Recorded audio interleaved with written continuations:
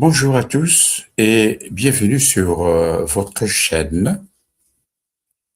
Les deux principales métropoles de la RDC, Kinshasa, la capitale politique, et Lubumbashi, la capitale économique et minière, font face à une augmentation croissante de l'insécurité urbaine.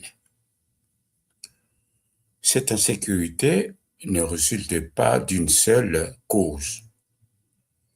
Elle est le fruit, le produit d'un ensemble de facteurs économiques, j'avais dit, sociaux, institutionnels et urbains qui se renforcent mutuellement.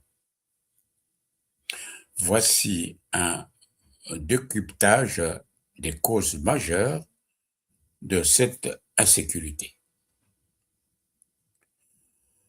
La précarité économique et le chômage de masse, c'est le terreau principal de la criminalité. La fracture sociale est immense.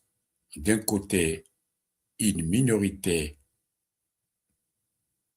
affichant le signe des richesses extérieures, de l'autre, une majorité de la population qui survit grâce à l'économie informelle. Les phénomènes des enfants de la rue, à Kinshasa comme à Lubumbashi, des milliers d'enfants en rupture familiale se retrouvent livrés à eux-mêmes, sans perspective d'avenir, pour survivre, eh bien, ils s'organisent en réseau et recourent de plus en plus à la violence urbaine. Nous voyons le phénomène Kuluna-Kinshasa, un phénomène également visible à Lubumbashi sous d'autres variantes. La consommation de stupéfiants, l'accès facile à des drogues artisanales fortes ou à de l'alcool frélaté comme le Lotoko ou la poudre de Bombay, décoince les jeunes et démultiplie la violence de leurs actes. Malgré les richesses naturelles du pays, une grande partie de la population urbaine vit dans des conditions difficiles. L'exode rural et l'explosion démographique incontrôlée, l'insécurité chronique et les conflits armés qui ravagent l'Est de la RDC, ainsi que le manque d'infrastructures dans les provinces, poussent chaque année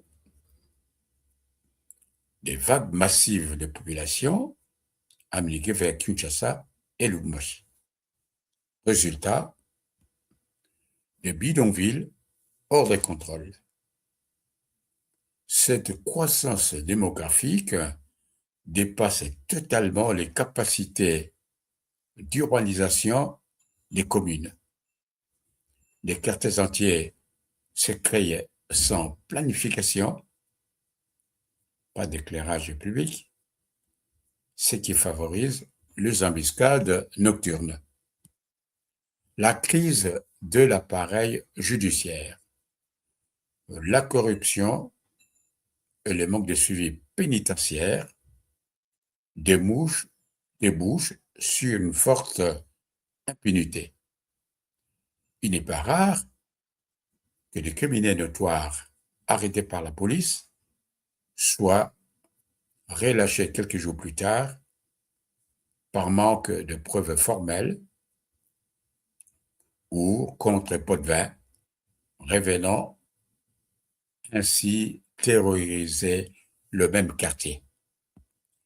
L'insécurité à Kinshasa et Lubumbashi n'est pas seulement un problème d'ordre public, c'est le reflet d'une crise socio-économique profonde.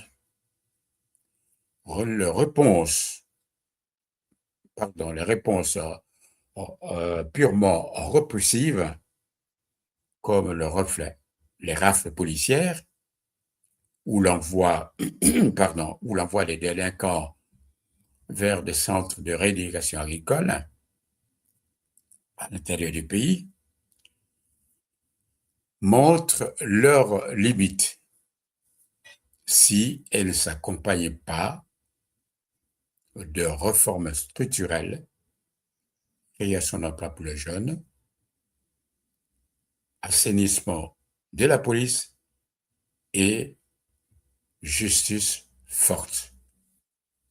Dans le prochain décryptage, nous verrons quels sont les points forts, mais aussi les points négatifs par rapport aux tentatives de solutions tentées par le gouvernement,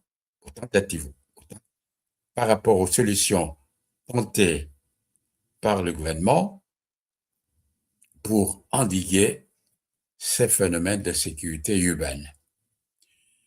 Merci beaucoup pour avoir suivi cette vidéo, d'avoir regardé la vidéo. Je vous demande de la partager, de liker et surtout de ne pas vous oublier de vous abonner pour ne pas rater notre prochain décryptage sur l'actualité de la RDC.